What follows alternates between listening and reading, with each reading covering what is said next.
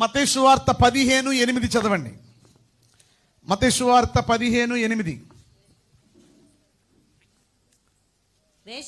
చూసారా, మళ్ళా అక్కడ ప్రభు అంటున్నాడు, వేషధారులారా, ఈ ప్రజలు తమ పెదవులతో నన్ను గణపరుచుదురు గాని వారి హృదయము నాకు దూరముగా ఉన్నది. మనుషులు కల్పించిన పద్ధతులు దైవోపదేశములని బోధించుచు వారు నన్ను వ్యర్థముగా ఆరాధించుచున్నారు అని యెషయా మిమ్ముని గురించి ప్రవచించిన మాట యెషయా గారు ముందే చెప్పాడు. అక్కడ రాసుకొని బ్రాకెట్లో అక్కడే వచ్చిన యెషయా 29:13 ప్రభు ముందే చెప్పాడు. యెషయా 29:13 దీన్ని ఏమన్నారంటే లిప్ సర్వీస్. ఏ సర్వీస్ చెప్పండి? Lip service. ఈ దినాల్లో చాలా మంది,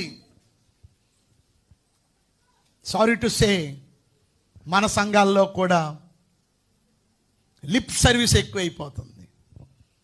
లిప్ సర్వీస్ అంటే ఏంటో తెలుసా? పెదవులతోనే.